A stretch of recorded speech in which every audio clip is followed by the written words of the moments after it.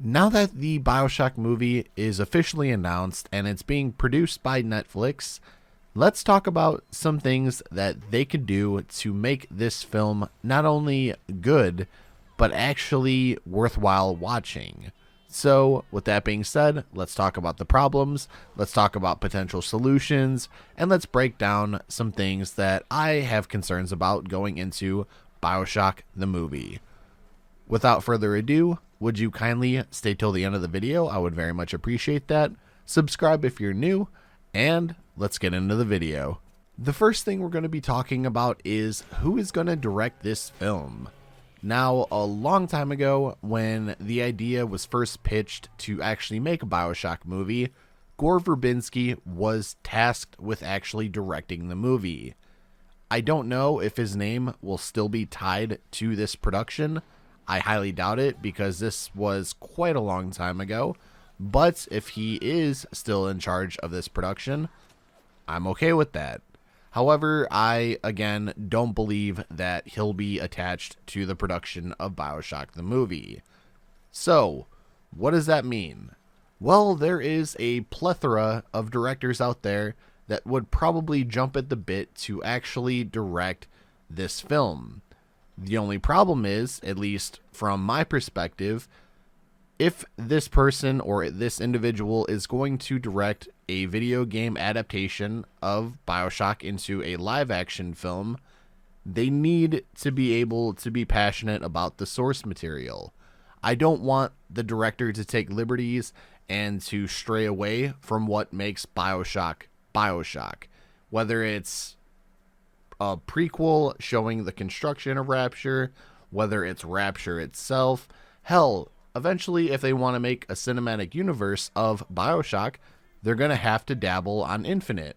So I don't want them to take liberties on all of these settings. So whoever's in charge of directing this film, they not only need to be passionate about the project, they need to have experience and knowledge with the Bioshock series, and they also need to make sure that they stay true to the source material. Now, the next two things we're going to be talking about are the actual source material of the movie, as well as the rating of the movie. So, as mentioned earlier, this director needs to have passion for the source material of the game. They need to portray Bioshock and what actually makes Bioshock on the big screen. So, I don't want them to stray away from that, as stated earlier. In my opinion, if we can get a Rapture that stays true to what Bioshock 1 was, I have a very good feeling that the movie will do well. Keep in mind, I do understand all of your concerns. I read all of your comments. Obviously, it's being produced by Netflix. Netflix is kind of a coin flip in terms of the overall production of the movies. So hopefully we get the right side of the coin with this. Hopefully we get Bioshock that remains Bioshock. Now, the rating. This is probably going to be the most concerning out of the bunch that we're going to be talking about today.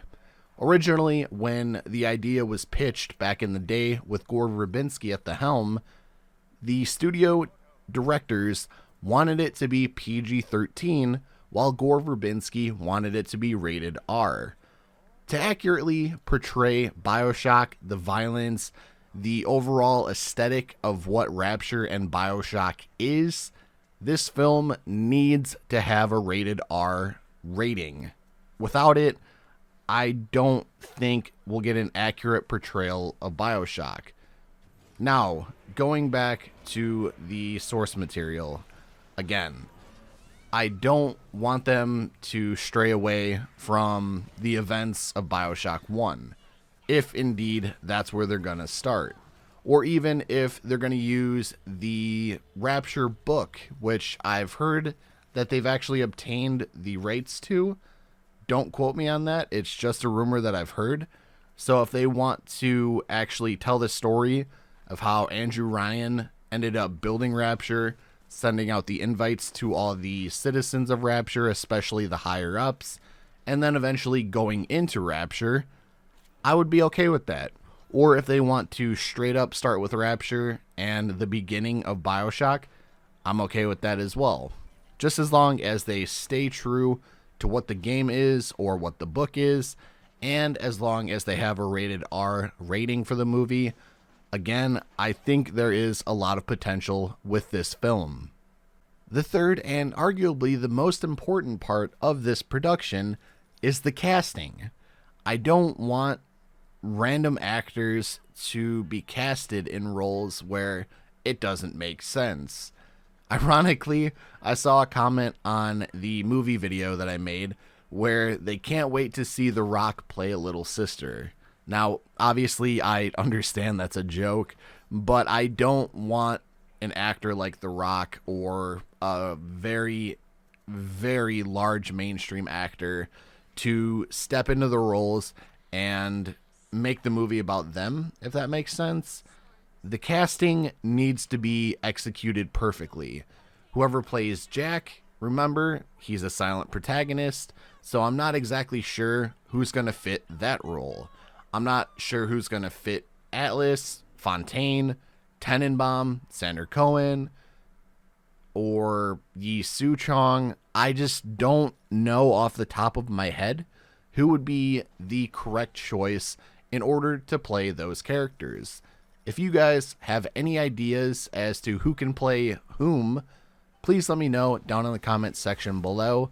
Let's get a general conversation as to who could portray these characters perfectly. Now, again, this is probably one of the most important aspects of this film. If we can get the right casting, the right characters, the right people to play those characters, and actually commit to the character that they're portraying, again, I think this does have the potential. Now, you have the other side of the coin, which I kind of fear, and I was alluding to a little bit earlier. You take a big mainstream actor, you throw him into the role, and it just doesn't really make sense for whom they're playing. It's kind of worrisome for me. Maybe I'm looking too far into it, but I want the characters or the actors playing the characters to commit to those characters. Something that's important to me as well is that the characters or the actors that are going to be playing these characters accurately understand the character that they're going to play, that they're accurately going to represent that character, and try to get in the mindset of those characters. Remember, Bioshock, splicers, people aren't necessarily in the right state of mind, so you need to have an eccentric performance. You don't want a bland or an over-the-top aspect in terms of acting. You want someone that's a little crazy, but not too crazy. Like a Nick Cage crazy, if you kind of feel where I'm going with that. So, again, as I mentioned, if you have any ideas who can play characters like Jack, Andrew Ryan, Frank Fontaine, Atlas, Su Chong, Sander Cohen, Tenenbaum, let me know down in the comment section below. And finally, the last major one for me is the most important to me, I would say. And it's probably going to be very important to a lot of you, the fans. And that is the set design. If it's going to take place in Rapture, please, for the love of God, make it aesthetically Rapture looking. Don't make it look janky. Don't make it look forced. Make it look like you're in Rapture. Bring Rapture to life. That's going to do so many wonders for this film and the overall progression of the film as it's being made, as you're watching it, etc. Make Fort Frolic look like Fort Frolic. Make Eve's Garden look like Eve's Garden, if that makes sense. Stay true to the game. Try to make the set pieces around the aspects in the game, and that's going to go and take you a very, very far way. And same thing with Columbia, because eventually, if the first film does well and they want to make a cinematic universe on Bioshock, you're going to have to touch the events of Bioshock 2, which again, they can keep the actual set piece of Rapture and just continue the story from there. But when they get to Columbia, they need to actually make the set piece resemble Columbia as well. It's the suspension of disbelief. You need to believe that you're actually watching a live adaptation of the game we all know and love, that being Bioshock. So if you agree or disagree, please let me know down in the comments. I would also appreciate that very, very much. So ladies, gentlemen, and everybody else watching, I do hope you enjoyed that video. Let me know your thoughts, your comments, your concerns down in the comments. I'm genuinely interested in hearing what you think is going to make this movie good. And also, I just enjoy reading your comments. So, again, that'd be very much appreciated.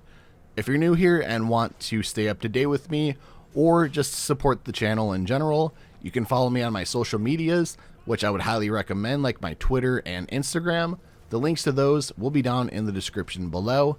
Would you kindly drop a like on the video? It helps this video get out there, and it also helps the channel grow. Also, if you're new and want to see more Bioshock content in the future, would you kindly hit that subscribe button? That would mean a lot to me. And with that being said, thank you all so very much for watching. Take care, stay safe, and I will talk to you all very, very soon.